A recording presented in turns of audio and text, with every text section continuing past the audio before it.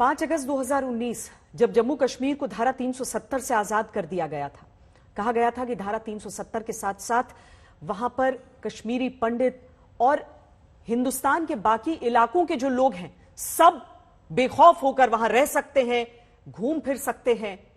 बदलाव आया भी, लेकिन आज कश्मीरी पंडित पहले से ज्यादा डरे हुए हैं, क्योंकि 90 के बाद पहली बार कश्मीरी पंडित और हिंदू सबसे ज्यादा आतंकियों के टारगेट पर है। कश्मीर में धारा 370 के हटने के बाद से अब तक 3 साल में कुल 17 हिंदुओं की टारगेट किलिंग हो चुकी है, जिनमें 6 कश्मीरी पंडित हैं। पूरी कश्मीर घाटी में टारगेट किलिंग की अलग अलग घटनाओं में 26 दिनों में कम से कम 10 लोग मारे जा चुके हैं। एक के बाद एक टारगेट किलिंग के बाद भी सरकार और प्रशासन की ओर से कोई सुरक्षा न मिलने से अब घाटी में रह रहे कश्मीरी पंडितों के सब्र का बांध टूट चुका है और अब घाटी से कश्मीरी पंडितों का जो पलायन शुरू हुआ है उसे 1990 के बाद का सबसे बड़ा संकट माना जा रहा है।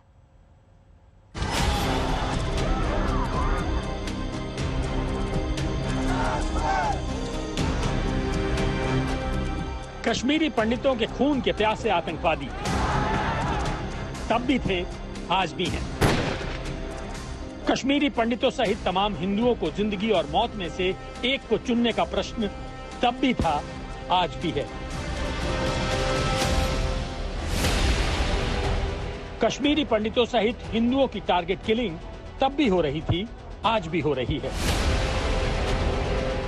ऐसा लगता है मानो सिर्फ वक्त बदला है, हालात नहीं। घाटी के कश्मीरी पंडित 32 साल पहले भी अभागे थे, आज भी डर कर भाग रहे हैं। हालात बहुत खराब है, बद से बदतर हो रहे हैं। कोई उम्मीद नहीं है कि हालात ठीक होने की। जिस तरह गवर्नमेंट दावा कर रही है कि वहां पर हमने हालात ठीक करे और बाकी जो कश्मीरी पंडित है इनको हम बाइज्जत वापस भेज देंगे, लेकिन हमें नहीं लग रहा है। 32 साल से हम यही हमें देखने को मिल रहा है, क्योंकि जब हमारा पलायन हुआ उस वक्त भी टारगेट किलिंग हो रही थी। ऐसे लगता है मानो 32 साल बाद कश्मीर घाटी में इतिहास खुद को दोहरा रहा है। आखिर सब्र की भी कोई सीमा होती है।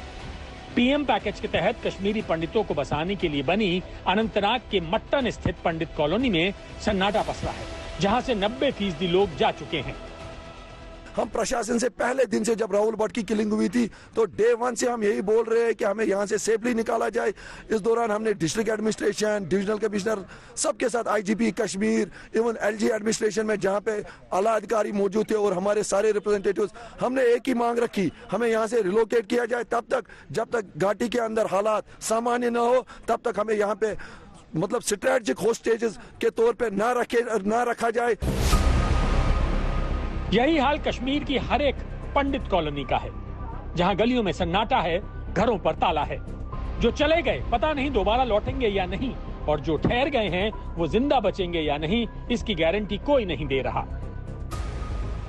आप कह रहे हैं कि जो उस पर कायम है, आपकी जो यहाँ से पलायन है वो जारी रहेगा? वो जारी रहेगा। कुल कितने परिवार इस शेखपुरा में रहते हैं, कितना सुरक्षित ये है और क्या दिक्कत होती है आपको? क्योंकि यहाँ तो ठीक है, 192 फैमिलीज हैं, अंदर ठीक है, लेकिन बाहर के लिए टेंशन है। बाहर हम नौकरी करने जाएंगे, टेबल पे मारा जाता है बंदा। अब हम नौकरी करें कि ध्यान रखें कि बाहर से कौन आया, वही मसला है। घाटी में टारगेट किलिंग के डर से कश्मीरी पंडित कितनी बुरी तरह खौफजदा हैं, ये या तो वो खुद जानते हैं या उनका भगवान जानता है। लेकिन एक बात तो माननी पड़ेगी कि कश्मीर में आज जो भी हो रहा है कुछ वैसा ही 1990 के दौर में हुआ होगा। धमकियां, टारगेट किलिंग, पलायन, सब कुछ, बस आंकड़े अलग हैं, डर वैसा ही है। सैकड़ों की संख्या में ये लोग पलायन करके आए हैं। इनका कहना है कि कश्मीर घाटी इनके लिए नर्क बन चुका है। कश्मीर को धरती का स्वर्ग कहा जाता है, लेकिन कश्मीरी पंडित समुदाय के लिए आज भी कश्मीर नर्क बन चुका है। घुट-घुट कर जी रहे हैं। हालात ठीक थे, लेकिन जो ये पिछले साल से किलिंग्स हो रही हैं, पिछले साल जो 2 शहीद हुए, हमने उस टाइम अपने आप को समझा लिया कि चलिए वहां की भी जो है उनकी भी फीलिंग्स देखनी है, लेकिन जो अब हो रहा है अब बर्दाश्त के बाहर है। आज तक ब्यूरो।